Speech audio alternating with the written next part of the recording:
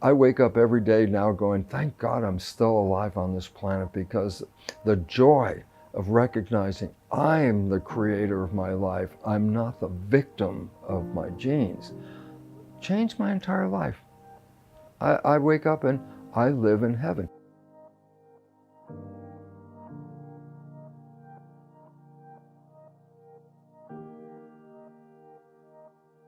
Hello, my name is Mariko Pitts, the core synergist of the Holo movement. It's a pleasure to be with you all.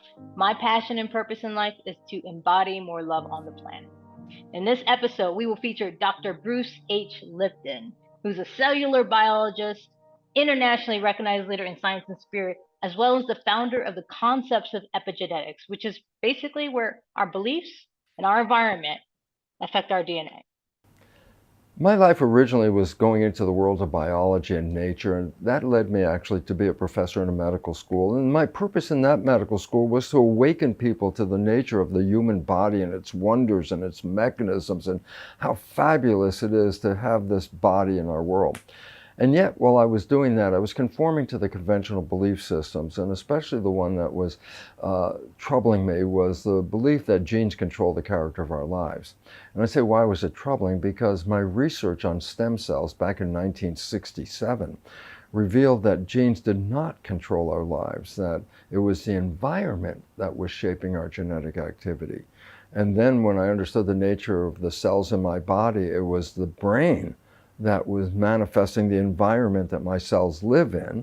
And then through the chemistry of the brain, I said, well, what is controlling that internal environment? What's controlling that? And I say, well, the brain is the chemist, but I said, but what determined what chemicals should the brain put in? And I started to realize whatever consciousness I was holding in my mind, the brain translated that consciousness into complementary chemistry. And I mean complementary, I mean this. If I have a thought of love, then the chemistry of love, such as dopamine for pleasure, oxytocin for bonding, and growth hormone, these were the chemicals released in a vision of love. But in contrast, if I held a vision of fear, then all of a sudden those chemicals weren't released in the body. My environment now was flush with stress hormones and things that affected my immune system. When understanding this, I realized I couldn't stay a professor in a medical school, because by curriculum they wanted me to go in and do teaching about genes, and I said, this is not true. And I left with a new purpose, and my purpose was this: to inform people of the new science, which took 23 years later after my original research, a new science called epigenetics. And I say, what is that science? It's a science of how environment controls our genes, and yet in our body, our cells, they're in an environment controlled by our brain and our consciousness. I wanted to wake people up, because I woke up. My life completely changed. If you really ask me, I have two distinct lives on this planet: before the awareness of epigenetics and after the awareness of epigenetics. And what's different? Before the awareness of epigenetics, we were victims. Heredity. I didn't pick the genes, they controlled me, they turned on and off. I was just a walking victim of blueprints that were given to me at the moment of conception. After epigenetics, the whole thing turned around and said, no, I'm not a victim of the genes, I'm a master of the genes. Then I had to say, well, if I'm controlling my genes, which control my behavior, then how come my life wasn't so good? And I started to realize, oh, behaviors that I learned during the first 7 years of my life, the programming part, were not supporting that. And then the result led me to, how can I change those? And I understood in nature, and I was introduced by friends to ways of changing those belief systems. So I actively changed those belief systems, and immediately, my life became totally different. So different that I wake up every day now going, thank God I'm still alive on this planet, because the joy of recognizing I am the creator of my life, I'm not the victim of my genes, changed my entire life. I wake up and I live in heaven. Even in the middle of all crazy people, I'm not buying into their world. I buy my own world. And I love it, because I've become independent to that extent that I can create my wishes, my desires. And my life has been wonderful. And what's the point? Well, if my life is so wonderful because I understood the science, then I realized, what if all the people around me were experiencing the same wonderful life? And I go, well, then it wouldn't just me having an experience of my personal heaven on earth, then the whole planet could experience heaven on earth. It was a drive force that says, I'm going to go out there and talk to everybody that I can to help them get out of the victim mentality and get into the creative nature of who they are. Each of us is a spiritual piece of God. Nobody can separate it. It's all quantum physics, in fact. And it's interesting because one of the articles I cite in quantum physics, the concluding sentence, I'll never forget it, says, the universe is immaterial.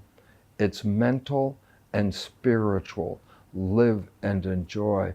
And I say that with such gusto because quantum physics is the most valid science on this planet. And they were the ones that said, mind and spirit. And I said, yes, this is the way to do it. And my life has been great because every time I go out and help people, I get the energy back from that.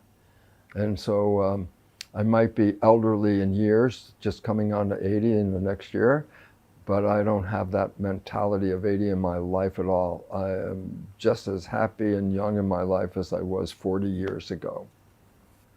The most challenging moments I've had in my career was when my research revealed the new science that my colleagues didn't understand. And I was trying to show them this new science that the environment was controlling the cells, not the genes. But that was at an era when everybody was into genes. Genes this, genes that, all the money was going to genes. And I'm the only guy standing there going, I don't think that's true. And my colleagues looked at me like I was a crazy person. I actually felt for a while that I might be crazy because everyone else was against my whole belief system. I even went back to my graduate school where I got my PhD, and there was one of the world's top cell biologists there. And I really had to ask him because I was so sure I was right. But then I realized, crazy people think they're right as well. So I asked him, I said, tell me what's wrong with my idea. And he said, that's not what we're thinking today. And I go, I know it's not what you're thinking. I said, tell me what's wrong with it. And he looked at me and he was like arms crossed and he goes, it's too simple. And I actually laughed out loud in his face. Now I looked like a crazy person. And when I got my composure back, I stopped and I said, Lenny, let me tell you, the first week in graduate school, I was taught something called Occam's razor. Occam's razor is a philosophy that says the simplest hypothesis is the best hypothesis and should be considered before all others. And I said, if you think it's too simple, I want to thank you for that, because I believe it is as well. And 23 years later, finally science caught on and I was vindicated. I'm not crazy because yes, it's all consciousness, it's all spirit, and it really is a joy. So I went from crazy person to jubilant person. The most important advice I can offer people to get out of the conventional world that they're living in and start to move into the world that I've been living in myself is to wake them to the fact that their creative mind is the conscious mind, is not really offering the life that they want. Creative conscious mind is the one with wishes and desires and aspirations. I say you're not operating from that mind, you're operating from programmed mind, which is in the subconscious. And when I can try to give them that story, because the problem is this, why, if I have a conscious mind, why am I not using that? The number is 5% actually. That's how much of our life from that creative mind. Why only 5%? And the answer is the conscious mind can do two things. It can look out the eyes and then navigate us through the world. Or the conscious mind can think. I say, oh, well, then the eyes are not looking out because when we're thinking, it's looking in. That is the monkey wrench for people. I say, what do you mean? I say, they don't realize that the moment they're thinking, which is 95% of the day, their behavior is now taken over by their subconscious program. It's the autopilot. So if I'm driving a car and I'm thinking, then my conscious mind's not looking out the window. I'm in thought. And I say, well, somebody's driving the car. I go, the subconscious, it's a program. Subconscious is habits. I go, the big issue is this. People do not realize that the behavior they're playing most of the day is not who they are. that they're playing a program, and they themselves don't see it. And the reason is simply this: because they're not paying attention, because their conscious mind is looking inside. And all of a sudden, they're not living the lives they want.